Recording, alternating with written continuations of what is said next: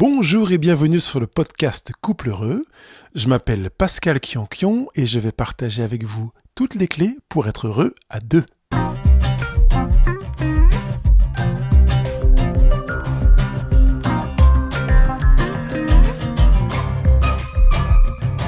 Vous savez que tout ce mois de février, j'ai choisi de donner la parole à des couples. Donc aujourd'hui, je vais avoir la joie d'accueillir Olivier qui va partager avec nous son expérience, son parcours et puis évidemment ses enrichissements sur sa vie de couple qui seront, je s'en suis convaincu, enrichissants également pour votre couple. Bonjour Olivier, je suis ravi de te recevoir sur ce vlog Couple Heureux pour un témoignage sur ton parcours et je suis convaincu qu'on va s'enrichir avec les choses que tu vas partager avec nous. Tu m'entends, tu vas avec moi ? Oui, je suis avec toi. Magnifique. Bonjour, merci de m'accueillir. Eh ben, je t'en prie, c'est avec plaisir. Alors, tu es en couple depuis combien de temps là ? Alors, ça fait 6 ans et bientôt 7 en juillet. D'accord, 7 ans. Est-ce que c'est ton premier couple ? Avant qu'on s'arrête sur ton couple présent, est-ce que c'est ton premier couple là ? Non, alors après, je fais quand même une différence avec mon couple actuel parce que avant j'étais très jeune, donc mon premier couple j'avais 16 ans, ça a duré 1 an. Le deuxième ça a duré 7 mois et là je pense que c'est la bonne. D'accord. Comme on dit. D'accord. Là, donc tu as un petit peu moins de 30 ans et comment tu arrives à te dire, tiens, là je crois que c'est la bonne ? Parce que tu as vraiment formulé les choses comme ça. Alors, de toute façon, je pense que quand on se met en couple, on pense toujours que c'est la bonne, déjà, de départ. En tout cas, je me mets pas en couple si je sais que ça va pas s'aboutir, parce que c'est pas mon but, en tout cas. Ouais. Et je pense que c'est le temps qui a fait que je me suis dit, en tout cas, que c'est la bonne, c'est celle que je choisis, en tout cas. Mmh, mmh. Voilà, donc c'est par rapport à des expériences, des expériences de vie, des relations, des fréquentations. C'est à force d'expérimenter cette relation qu'on se dit que au final, je pense que c'est la bonne. D'accord. Ça veut dire que tu fais référence à certains critères que tu avais qui étaient sous-jacents au fond de toi et auxquels tu t'es référé pour te dire c'est la bonne ou c'est pas la bonne. Oui. Tu veux en partager quelques-uns avec nous, quelques critères, quelques éléments qui ont des voyants peut-être qui se sont allumés en disant ça y est, là c'est bon, on est sur la bonne voie, et puis un autre qui s'allume, comment ça fonctionne et quels sont-ils ? Alors, je pense que déjà, au départ, la confiance n'est pas aussi bien construite que maintenant. Maintenant, disons qu'on a, je dirais pas un château, mais une maison de confiance bien construite. Et ça fait beaucoup. Il y a aussi pas mal de valeurs communes qu'on a.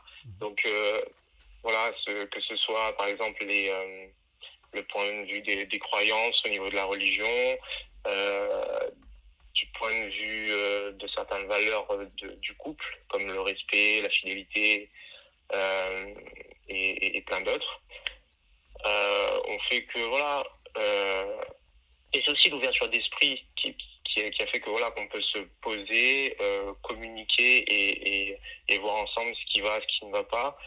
Et c'est aussi ça qui permet de se réajuster justement dans le couple, parce qu'en soi, on n'est pas parfait.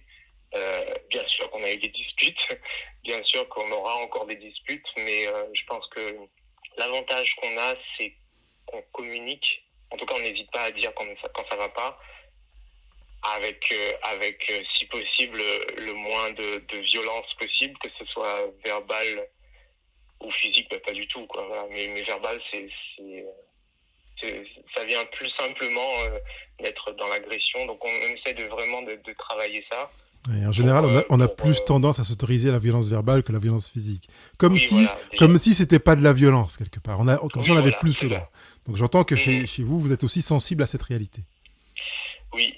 après, voilà, on se nourrit aussi de certains livres, certaines connaissances, bon, ben, voilà, comme le langage de l'amour, la communication non verbale et tout ça, quoi.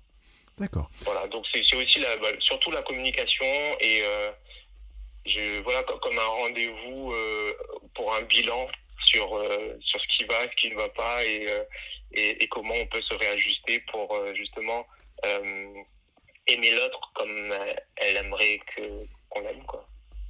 Et c'est fort ce que tu dis là, c'est-à-dire que tu es dans une démarche qui consiste plutôt à chercher à aimer l'autre comme il voudrait qu'on l'aime, c'est ce que j'entends bien.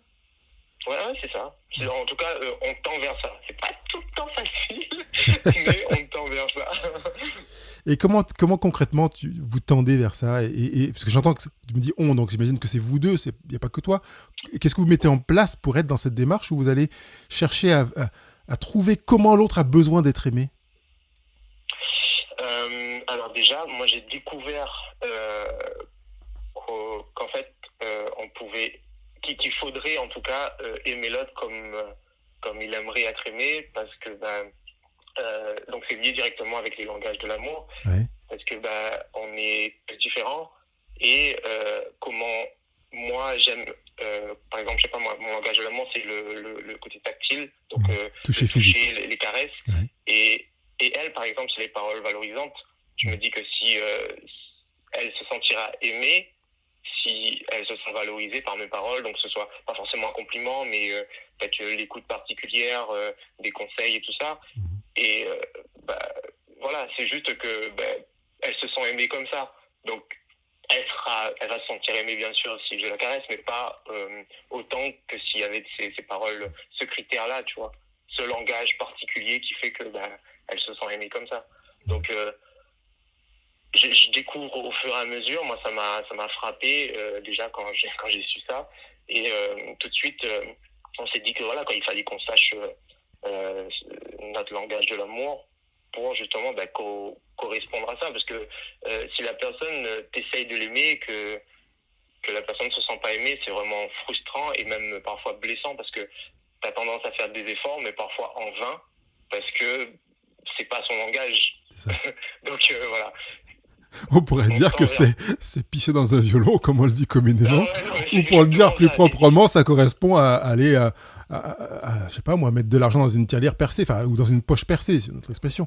Exactement ça, c'est exactement. Donc voilà, moi j'étais frappé par justement les langages de l'amour. Donc ça a commencé quand même avec les tempéraments. Oui. Donc on s'est nourri de ça, on a vu que ça bougeait, que c'était pas forcément statique, que c'était pas forcément, par exemple, moi pour ma part flegmatique toute ma vie. J'ai fait pour l'instant 2 tests et en quelques années j'ai vu que ça a bougé. Après on a commencé plus justement avec les langages de l'amour et je trouve vraiment que ça facilite la vie. Tu vois, tous ces efforts, qu'on donne, par exemple, voilà, je sais pas, moi je vais lui acheter une rose ou un cadeau ou un truc, et bien sûr que ça va lui faire plaisir, je dis pas le contraire. Ouais. Mais si je parle son langage, ce sera mieux accepté, en fait. Ouais. Alors je voudrais peut-être juste... Et pour moi aussi, c'est satisfaisant.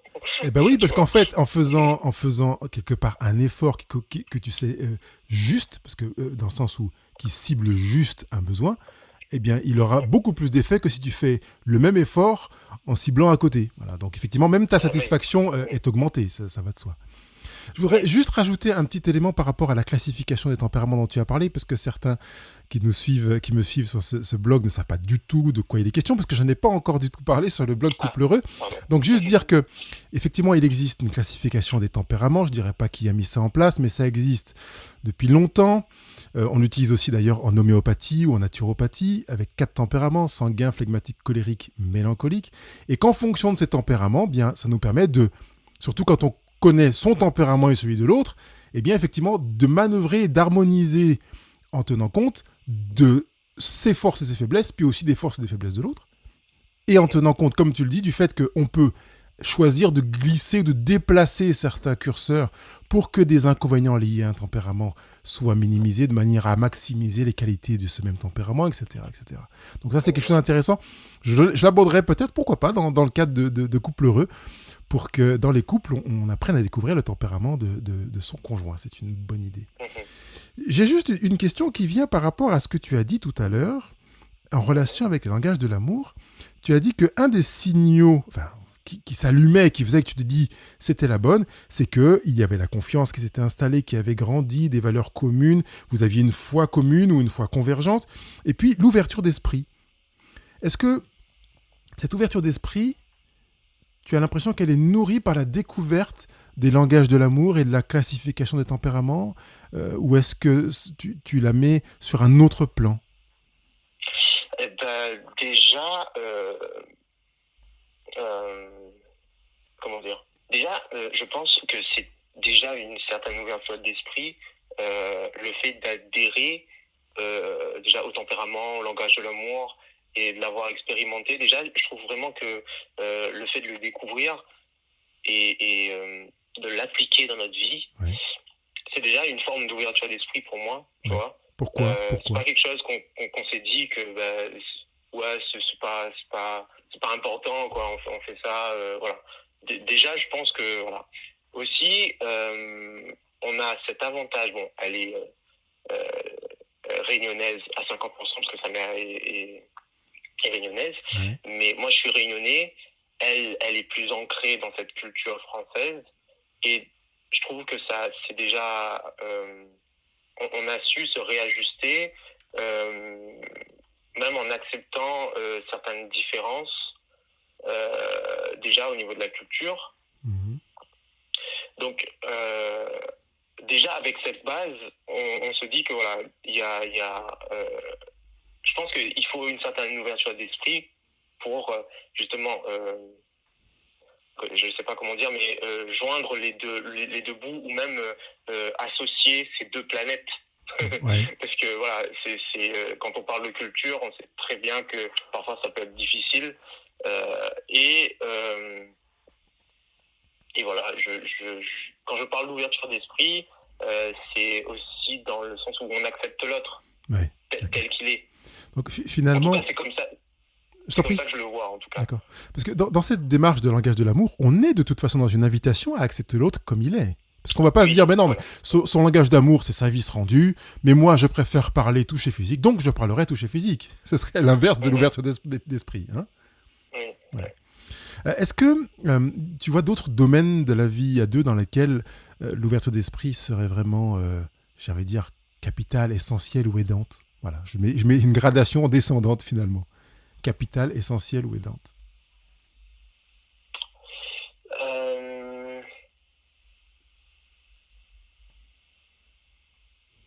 Non, pas forcément. Là j'ai pas... Ouais. Parce que pour moi, je me demande si c'est pas une des forces indispensables d'un couple d'être dans l'ouverture d'esprit. Je dis ça parce que ça fait 7 ans que vous êtes ensemble. Ça veut dire que cette année, elle va changer. Et toi, tu vas changer. Ça veut dire que ce que vous avez acquis avec 7 ans d'expérience n'est pas inscrit dans le marbre. Et grâce à l'ouverture d'esprit, vous pourrez vous adapter à l'évolution, au changement logique, naturel de l'autre, parce que on ne peut pas demander à un être vivant de se scléroser, de cesser d'être vivant, à moins qu'il meure. Et je trouve que l'ouverture d'esprit est vraiment comme une clé essentielle pour la vie du couple. Qu'est-ce que tu en penses avec cet éclairage que j'apporte? Eh ben, tu as mis le doigt dessus. Hein. C'était le sujet de certaines disputes, certains conflits. Ouais. Parce que même si voilà, on s'enrichit, on essaye de justement d'être ouvert au changement, c'est pas tout le temps facile parce que je pense, en tout cas avec le parcours de chacun, que ma copine justement a été plus exposée à ce changement tout au long de sa vie. Oui. Et moins pour ma part. Du coup, voilà, j'ai tendance, en tout cas, à m'installer dans une certaine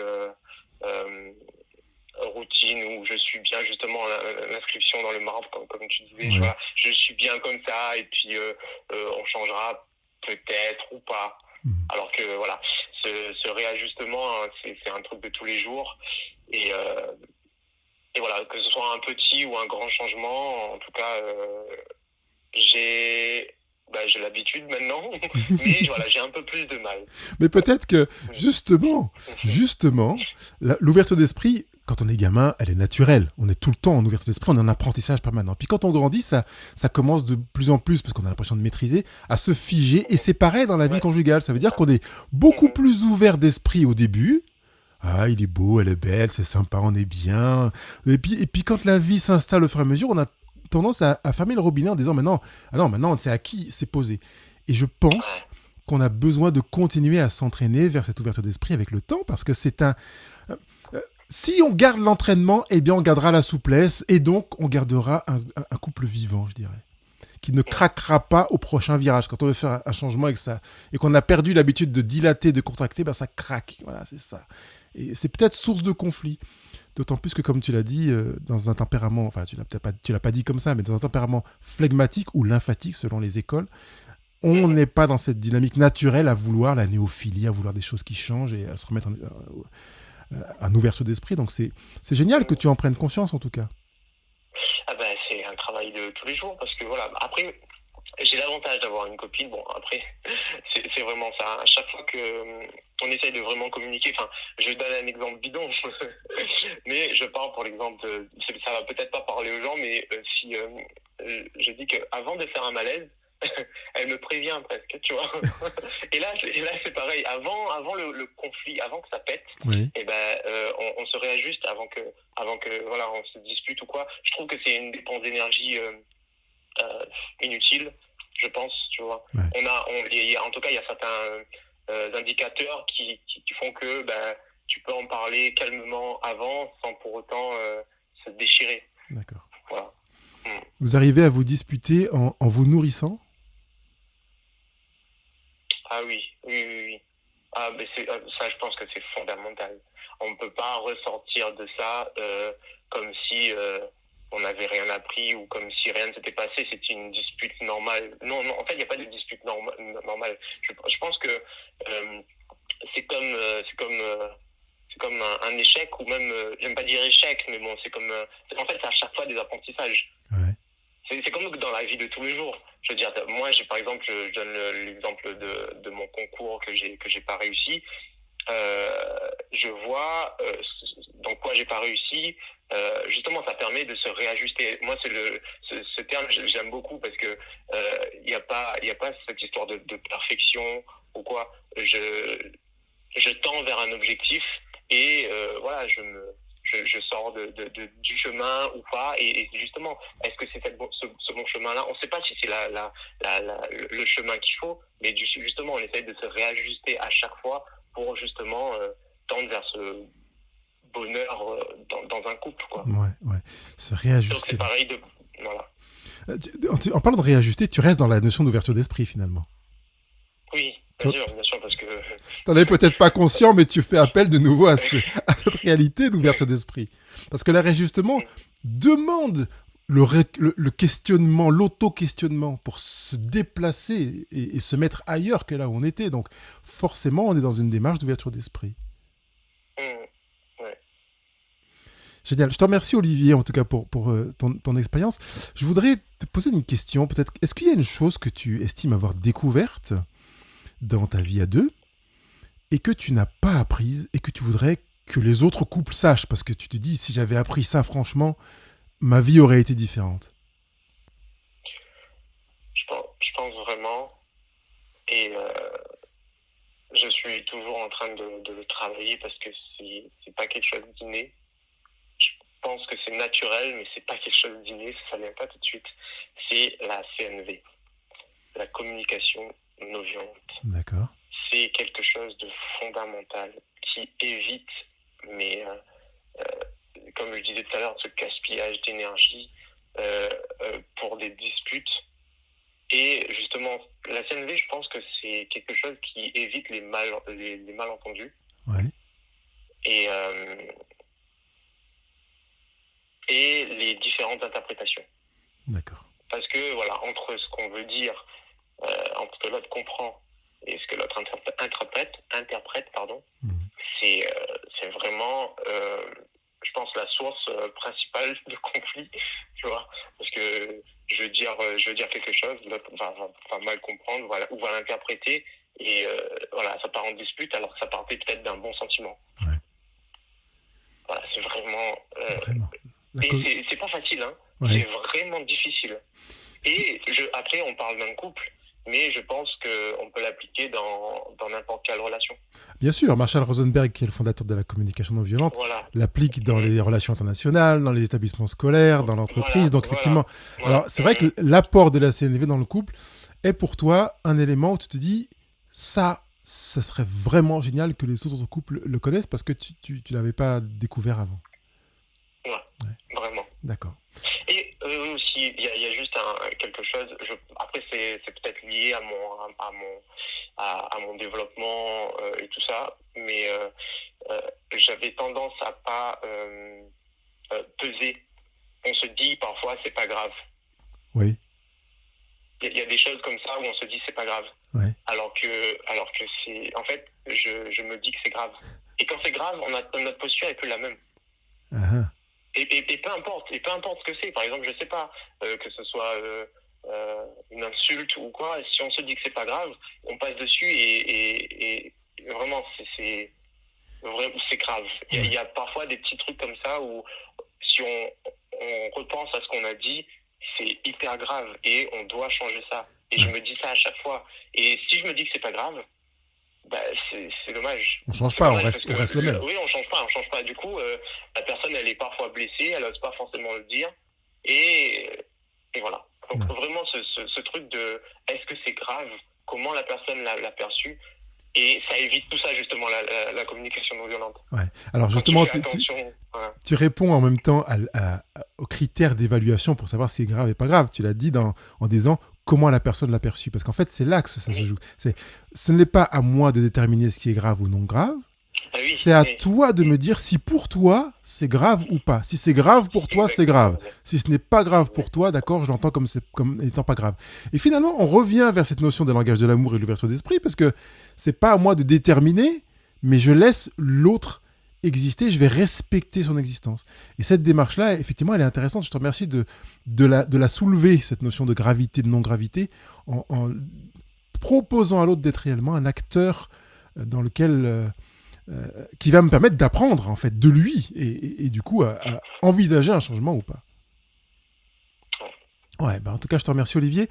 Merci beaucoup pour ton témoignage. Je trouve génial que un homme témoigne, voilà. Parce que souvent j'ai relation avec des femmes, bon j'ai quelques hommes par-ci par-là sur les réseaux, mais je me rends compte que j'ai davantage de femmes et je suis vraiment content que tu aies choisi de témoigner. Messieurs, vous nous écoutez, Mayday, s'il vous plaît, impliquez-vous davantage dans vos couples en se basant peut-être sur les éléments qu'Olivier a mentionnés là, avec le gros chapitre de l'ouverture d'esprit qui amène au langage de l'amour, à la communication non violente et qui fait qu'effectivement la relation, ça n'enlèvera pas les conflits, mais ça va leur donner une autre place, un autre rôle, une autre empreinte avec une perspective d'enrichissement et pour cela, c'est génial. Merci encore. De rien, c'est un plaisir. Et puis tout de bon dans ton couple, dans votre couple. Hein. Belle vie à vous deux. Merci. Allez, au revoir. Merci. Au revoir.